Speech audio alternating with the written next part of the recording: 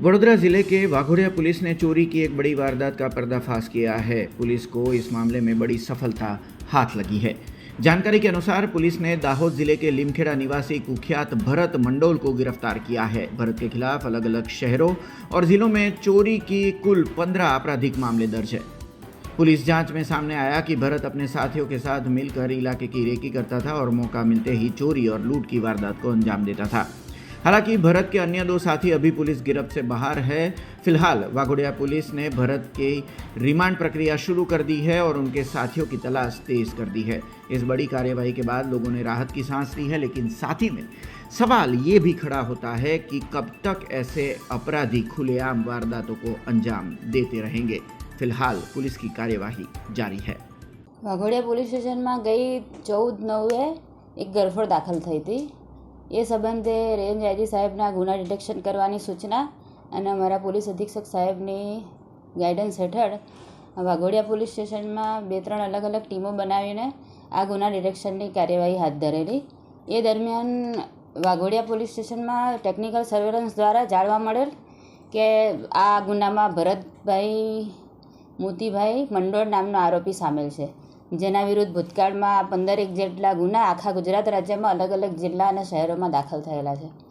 એટલે એની માહિતી મળતા વાઘોડિયા પોલીસ સ્ટેશનના થાણા ઇન્ચાર્જ દ્વારા ટીમ આઉટસોર્સના સર્વેલન્સથી ને ખાનગી બાતમીદારો દ્વારા એમનું લોકેશન મેળવવામાં આવ્યું હતું।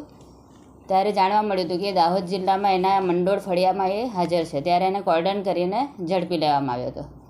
આ આરોપીને અત્યારે લઈ આવ્યા છે। તારીખ 2 તારીખથી પોલીસ કસ્ટડીમાં છે, એના 5 દિવસના રિમાન્ડ છે। આ આરોપી સાથે એક બીજો અન્ય આરોપી ભારતભાઈ નુરાભાઈ ડામોર નામનો સામેલ છે। એના વિરુદ્ધ પણ અલગ અલગ ગુના દાખલ થયા છે, 10 જેટલા આખા ગુજરાત રાજ્યમાં। એને પણ અટક કરવાની અત્યારે હાલ કોશિશ ચાલુ છે, બાકી બીજી આગળ તપાસ ચાલુ છે।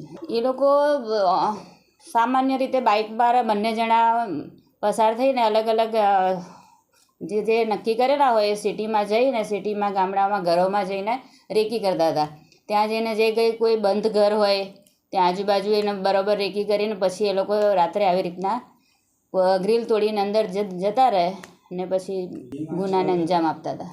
આ લોકો વર્ષોથી આ કીધું ને 15 જેટલા આખા ગુજરાત રાજ્યમાં એ લોકો વિરુદ્ધ ગુના છે, એટલો એ લોકોનો આ ધંધો જ છે। એટલે વર્ષોથી આ કરે છે ને એ અમને ટેકનિકલ પુરાવાના આધારે એ સાબિત થયું છે। બીજા હવે આ બીજો એમ જાણવા મળે તો ખબર પડે, બંને બીજા આરોપી આવે તો અત્યારે એ કહેતો છે, એના આધારે ભરતભાઈની તપાસ ચાલુ છે।